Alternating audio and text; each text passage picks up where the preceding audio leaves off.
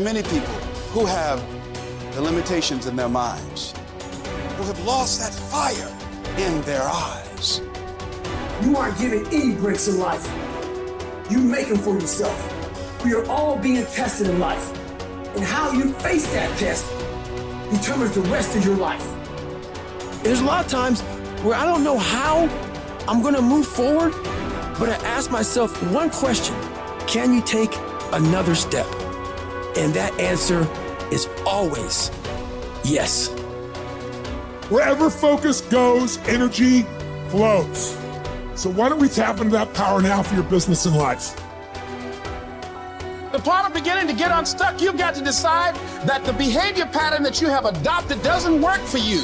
You've got to change your strategies, and changing your strategy means reinventing your life, recreating you, and you have the power to do that. You want to take responsibility for your life. You can decide that you're going to change, that you're not going to be a wimp. I got me here, I can get me out of this, and I'm getting out. It's not easy reaching your dreams. It's not easy to achieve a happy and fulfilled life. It's not easy getting up every day, fighting, going through the daily struggles, getting rejected constantly, getting laughed at all the time, going through trials and tribulations, facing the pain of defeat over and over again. It is not easy, but if you do it, it is worth it. See, when people ask you, say, how you doing? Even if you're having some difficult times, say, I'm blessed and highly favored. Because anytime you wake up and you don't have a white chalk outline around your body, it's a great day. You got to tell yourself that no matter what gets in my way, I'm going to keep going. I'm going to keep moving. I'm going to keep winning. I'm going to keep surviving. It's everything that you want, because you went through that pain of that journey. It felt like he wanted to just knock you down and say, you know what? You can't do it. Understand that it's going to be trials and tribulation. That we'll have storms, but they will have sunshine after the rain. But that depends on you and how bad do you truly want it. Nothing in life will hold you back if you trust in yourself and you trust in the process. And at the end of this race, guys, you're going to be more capable. Through that effort, builds the character, the person you want to be at the end. Accept that. And so I say to you, it's possible you can live your dream. If it's becoming a diamond, if it's having more, it's achieving more, it's possible you can live your dream. It's necessary that you have a plan of action, that you're resilient, that you stick to, that you have the vision and never give it up, that you become creative and relentless and keep on coming back again and again and again, and that it's you that you got to take personal responsibility to make it happen. And when life knocks you down, jump back up and say, it's not over until I win.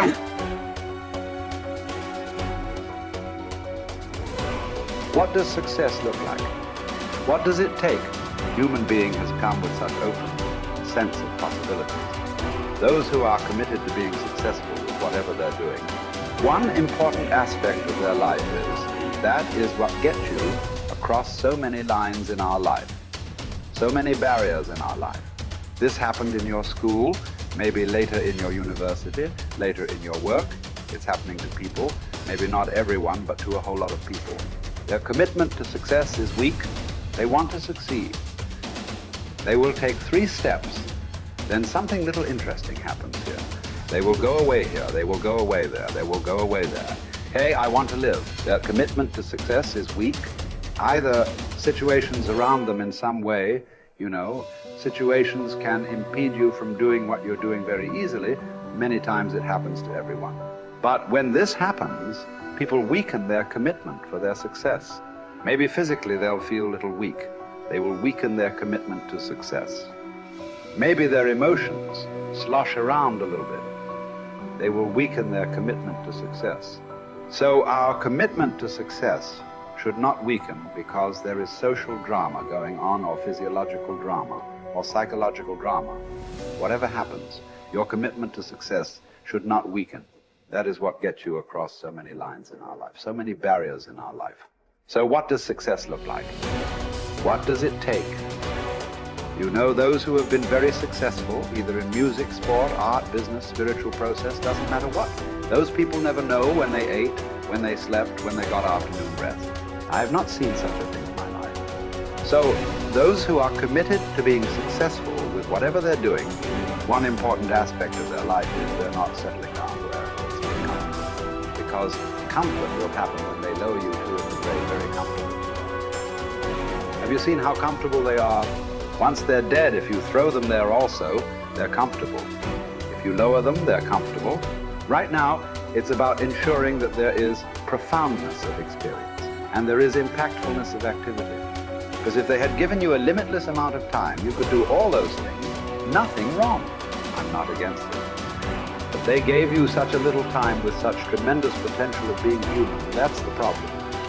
If creation had made you like an earthworm, I'm not saying there's anything wrong with an earthworm. It is just that it's a unipolar potential. It can only do that much. An earthworm is not thinking of climbing a tree because it knows it'll be picked up by the birds. It never has such aspirations. It just wants to recycle the earth. You know, it is beneficial to so many other lives, including us, but its objective is very clear: to eat and to reproduce and to die. Very clear objective. That purpose to fulfill, he strives. I don't think he sleeps in the afternoon.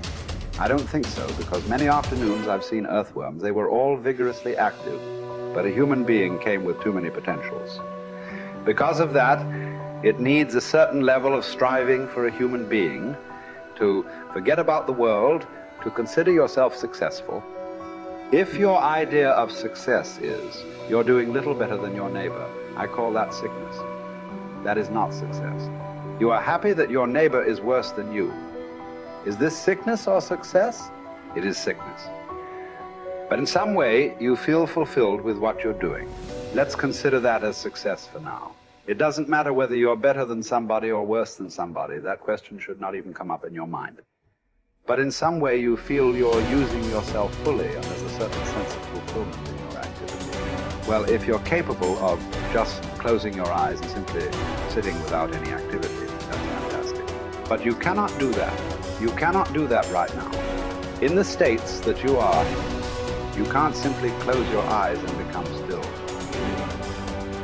Instead of being busy, you will become preoccupied. That doesn't mean you're improving, that means you're regressing in some way. The problem about this success is people always making judgments.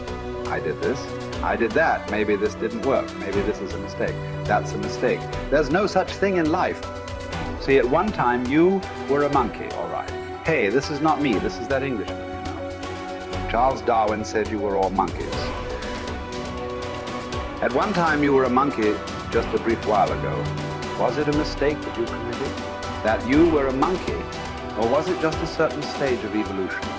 Was it a mistake or was it just a certain stage of evolution? Similarly, since you were born, because as a human being, you're born largely unformed, unlike other creatures. Other creatures, if their food is taken care of, they know what to do with their life. Because human being has come with such open sense of possibilities. You come unformed. You don't come fixed. You have to fix yourself. Different people throw different types of balls at you. From all over, your parents, your teachers, the school, the neighbors, and society and the world throws all kinds of things at you. To gather all this muck and make something worthwhile out of yourself is your business. That's your success. It doesn't matter whether somebody thinks you're worthwhile or not. You feel you are a worthwhile life. Good enough for now. World may not recognize. It doesn't matter. But you know you are worthwhile.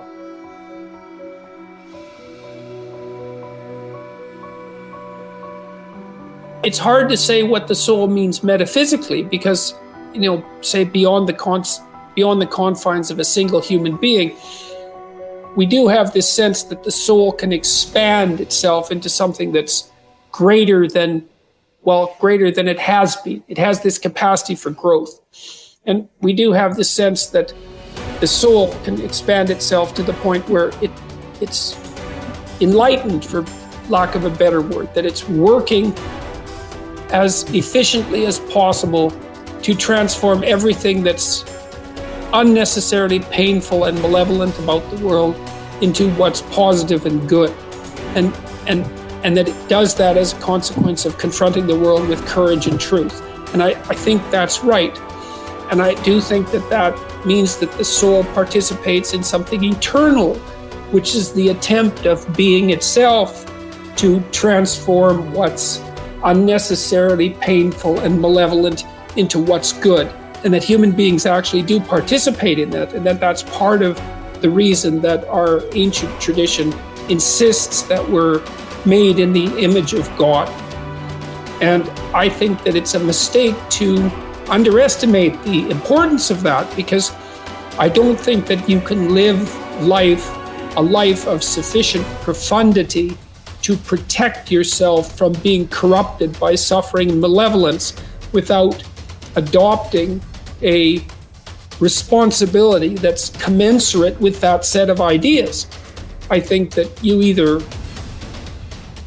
orient yourself upward, to the star above the horizon, and try desperately to improve the structure of being, or you work at counter purposes to it and make things worse. I don't think there's a middle ground.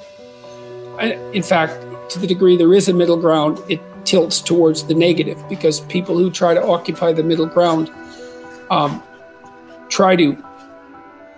generally try to accrue the benefit, let's say, without adopting any of the risk. And that's not acceptable, not helpful. So that's a soul to me.